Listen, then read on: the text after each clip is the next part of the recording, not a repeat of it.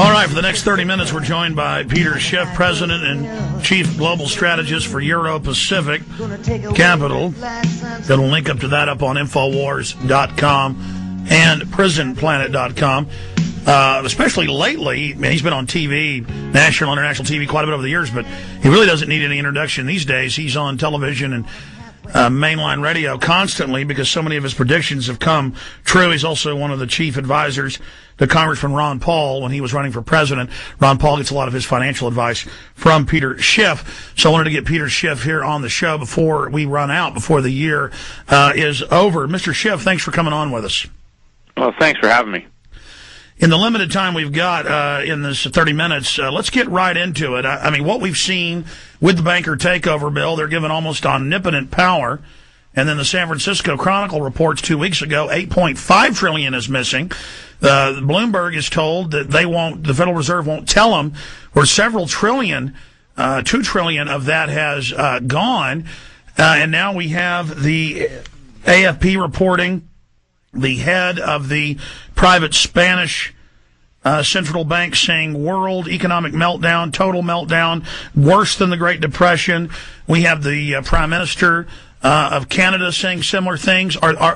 What's really happening here, and are these guys trying to cause a world depression?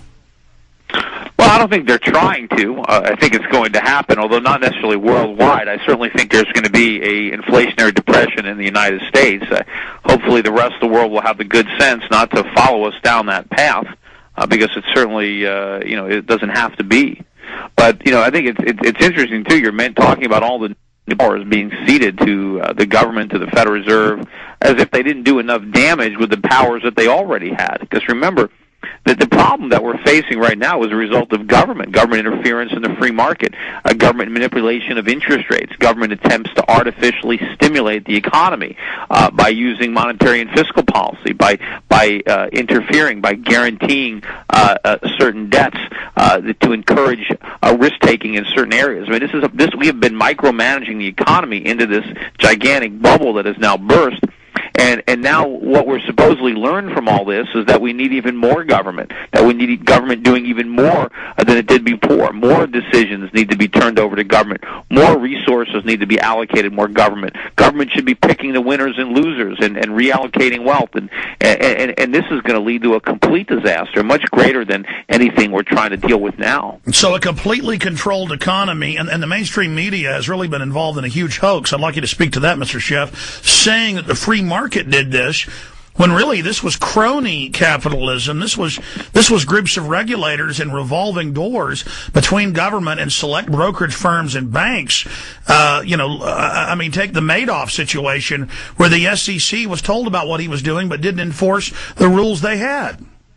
Yeah, look, this is certainly not a creature of capitalism. We would not be in this mess were we more of a capitalistic economy. It's only because a government was allowed to permeate into so much of our economy, particularly the Federal Reserve being the chief culprit there. None of this would have happened. The bubbles wouldn't have been inflated, and so there would be no deflation of a bubble had it never been inflated in the first place. And remember, what's happening right now, at least, what the public perceives as being a problem, which is falling home prices, people losing their jobs, credit no longer flowing. None of this is the problem. This is all the consequence of the problem. The problem is all the reckless borrowing and spending in the years that preceded the collapse. And why did all that take place? That all took place because of the Federal Reserve, because of the monetary policy that it pursued that led to all this irresponsible borrowing, both on Wall Street to finance speculation and on Main Street to finance consumption and speculation. Mr. Schiff, and all these bad decisions are coming back to bite us. You've got a great telephone. It's overdriving. Can you back off of it a bit? Sure. Fantastic. We're hearing you loud and clear, but it was just overdriving. Thank you.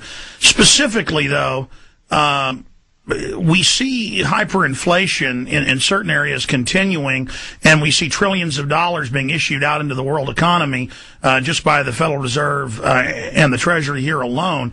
And so there's talk of hyperinflation rearing its head in the next couple of years. So don't we really just have a depression within the real Main Street economy, but then when it goes into the Wall Street economy, that it's actually generating a competing force of inflation? And how do you see those two things playing out?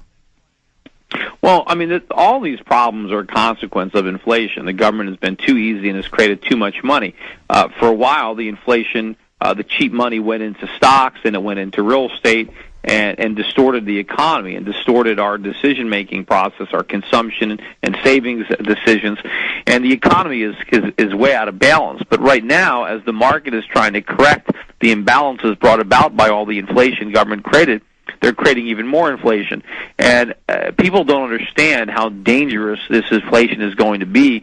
It is going to show up in consumer prices almost exclusively and in commodity prices.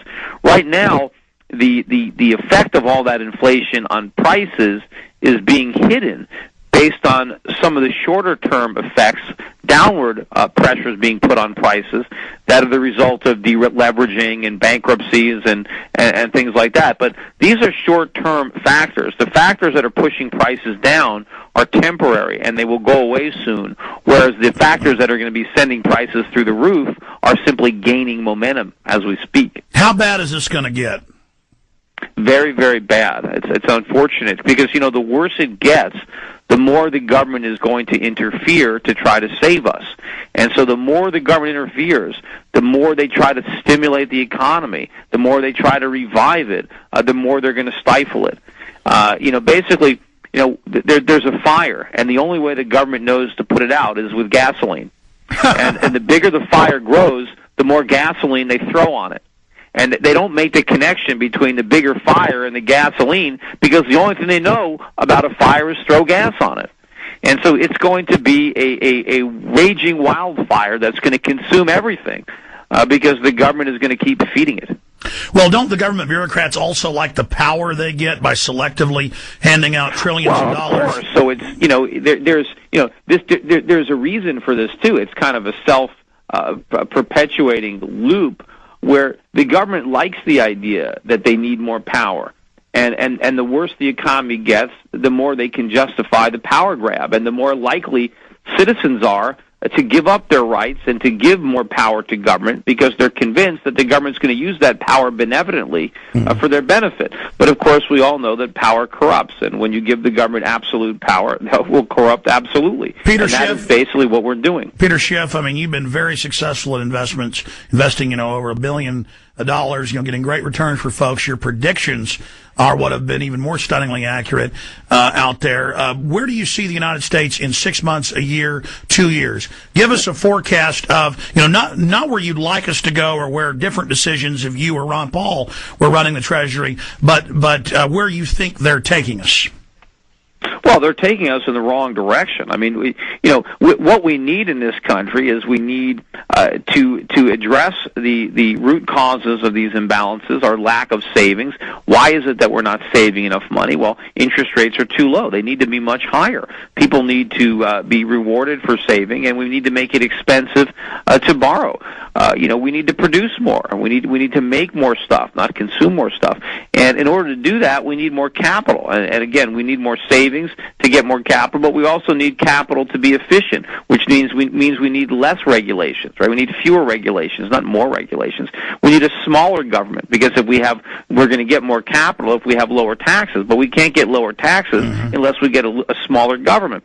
But right now, everything we're doing, we're getting more regulation, bigger government, more expensive government, more onerous regulation. We're trying to force-feed more credit into the American economy. We're keeping interest rates much too low. We're encouraging all of the wrong behavior, and we're punishing all the right behavior. We're bailing out companies that should be failing, that should be going bankrupt, and we're taxing or taking money away from the companies that are successful and that we need to expand.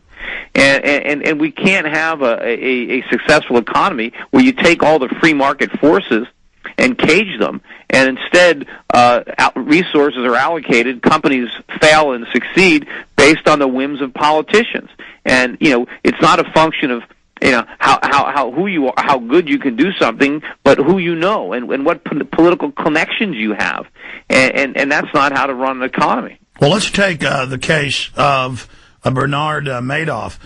I mean, we've got this guy Well, they're saying $50 to $100 million. No one seems to know. Big banks involved with him, big brokerage firms involved investing with him. And he's now claiming that he alone ran this whole scam, generated the spreadsheets, what was mailed out to investors that no one, including his sons, didn't know. Sounds like he's taken the fall for a bunch of other people. Well, it sounds like he is. I mean, he's 70 years old. He probably figures, how bad is a life sentence for him? I'm sure that other people knew. I just can't believe that he could have orchestrated the whole thing, and not a single other person in his organization knew that these trades weren't being made, that the returns were phony. But the bigger issue here, and I think there's two issues. Number one is, theoretically, all of this happened under the watchful eye of the SEC and, to a lesser extent, FINRA, the companies that regulate broker-dealers and investment managers. And if they couldn't catch that, that's kind of ridiculous that they couldn't catch it.